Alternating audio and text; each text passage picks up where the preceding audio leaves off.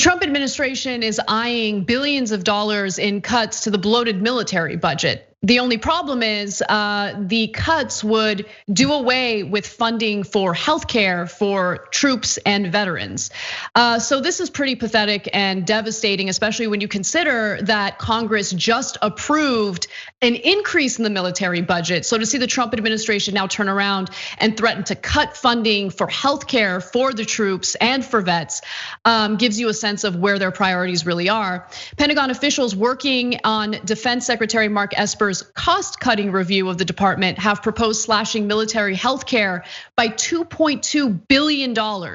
Roughly 9.5 million active duty personnel, military retirees, and their dependents rely on the military health system, which is the military's sprawling government-run healthcare framework that operates hundreds of facilities around the world.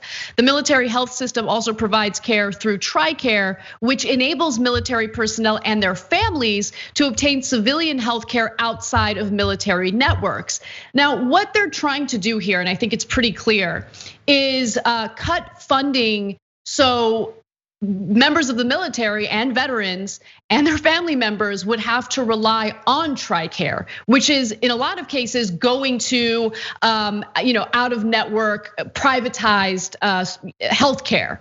And that's what Trump's been wanting to do since the beginning. He's been wanting to privatize this system, and this might be one of the strategies that he's implementing. Esper rolled out the results of the first iteration of the defense-wide review in February, revealing $5.7 billion in cost savings that he said would be put toward preparing the Pentagon to better compete with Russia and China, including research into hypersonic weapons, artificial intelligence, missile defense, and more.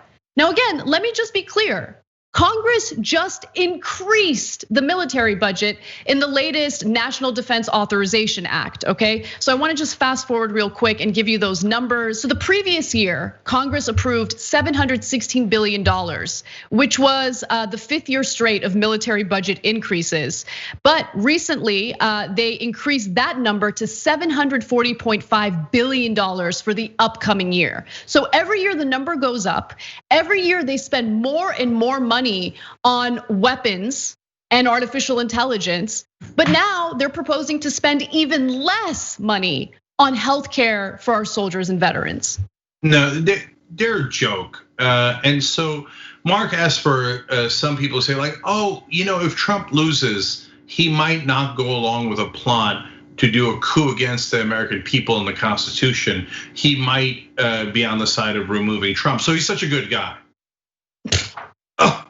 Jesus Christ, man. First of all, that's the lowest bar literally in American history. And you're not even sure he's gonna clear it. And now look at what he does at his day job. So they have a budget, as Anna explained to you, is $740 billion. Now they increased it 24 billion in just the last year. By the way, Democrats went along with that. So they're like, oh, no, we're gonna be fiscally responsible and we're gonna cut $5.7 billion in waste. First of all, 5.7 out of 740 is nothing. It's not even a quarter of the increase that you just got.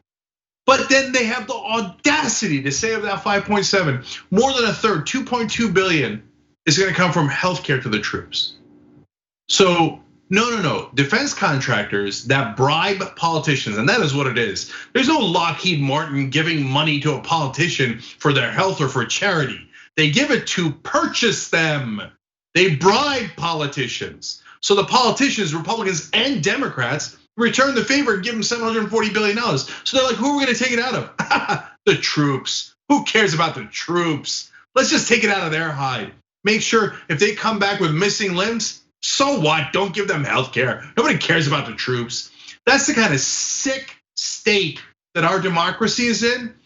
If I see one more bumper sticker that says support the troops on a car, okay, I just want to ask them, do you actually support the troops? Or are you part of the vicious Republican Party that steals healthcare away from our veterans when they come home and gives all the money to the defense contractors that bribed you? Right, exactly. And so I want to go to this next video because this is the kind of messaging that we heard from Trump over and over again, both when he was campaigning and after he won the election. But I want to decode it when we come back.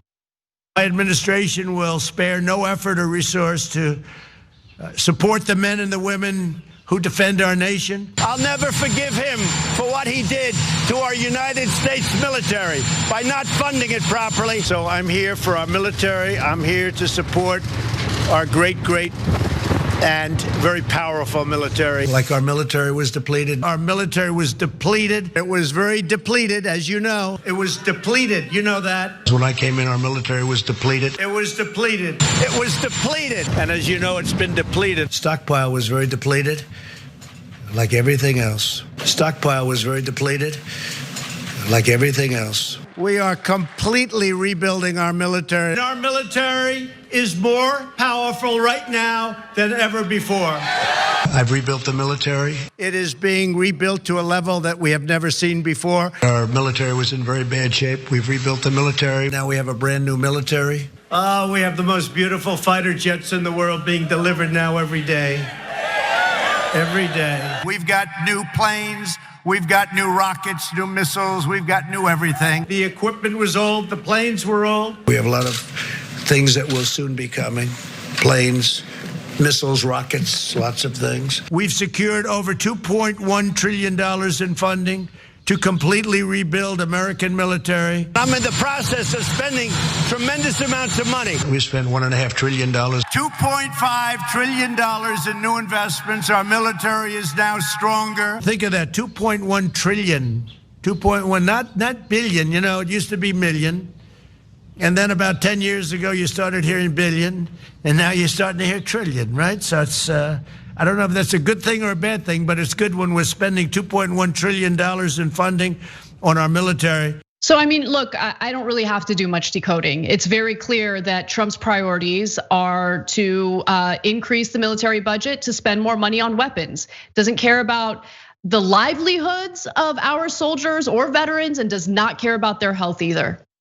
Yeah, the thing that galls me the most is after spending trillions of dollars on the Defense Department, they then turn around and say, we don't have money for the troops. It's not just their healthcare. You know that incoming troops get on average about $19,000 a year. $19,000 a year, now they're gonna take away their healthcare. You want to talk about depleted? That's depleted. They don't care about our troops at all.